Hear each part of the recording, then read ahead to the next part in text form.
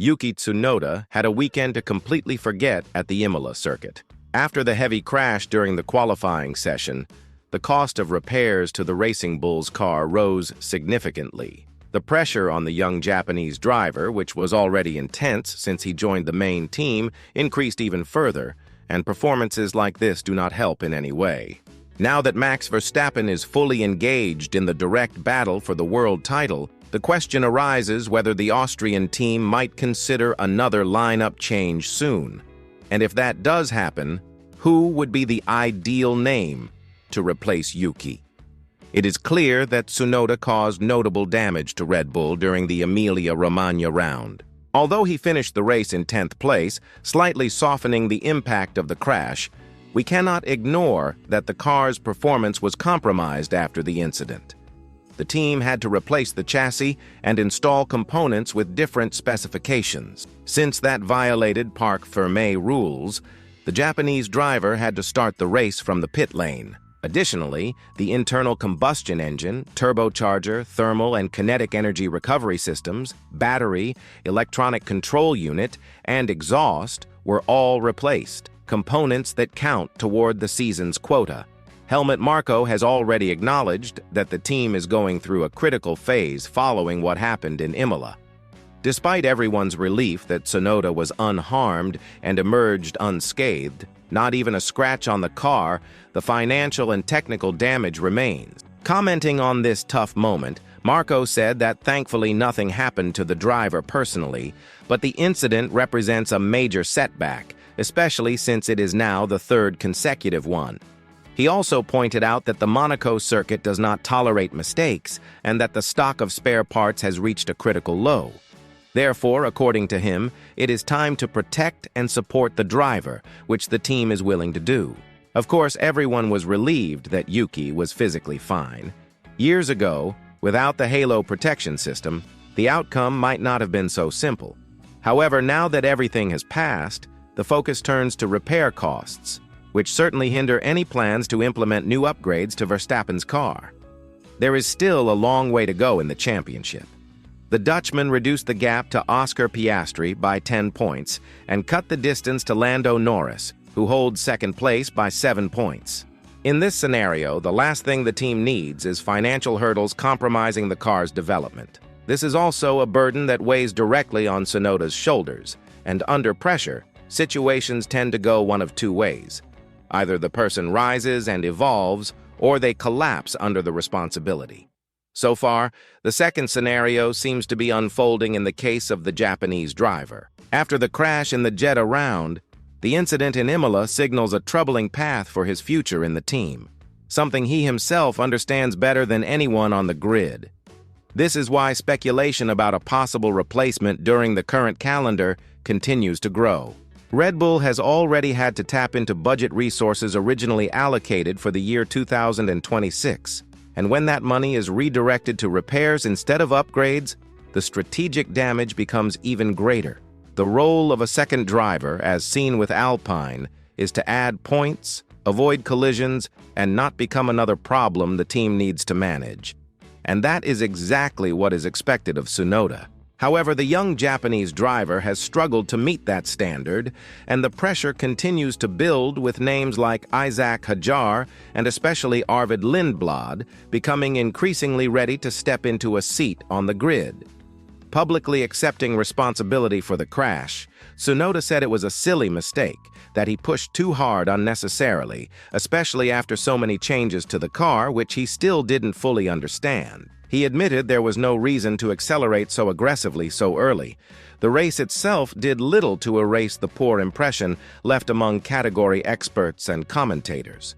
Jacques Villeneuve was one of the first to point out that the pressure on Tsunoda is likely to keep increasing, not only due to inconsistent performances, but also because of the high-quality talents Red Bull wants to test.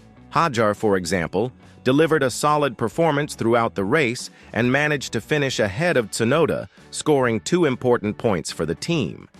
Yes, factors like the virtual safety car and full safety car influence the race dynamics, But what matters is being in the right position to take advantage of these situations. As a result, Tsunoda ends up further exposing Red Bull's fragility in the Constructors' Championship, especially when considering that Ferrari and Mercedes have not yet shown their full potential with upcoming technical evolutions.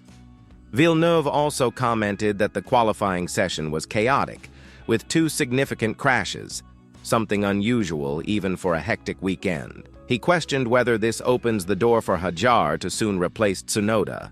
Looking at the race, Hadjar finished exactly where he started, in 9th place, and if not for the safety car intervention, he could have scored even more points. It was precisely this intervention that allowed Tsunoda to fight for points. So, although the recovery from pit lane to 10th position is commendable, it does not reflect a solid performance over the course of the season. Hadjar is doing exactly what is expected of a promising talent in Red Bull's junior team, repeating the path Tsunoda followed in his early years. And to top it off, he has been outperforming Liam Lawson.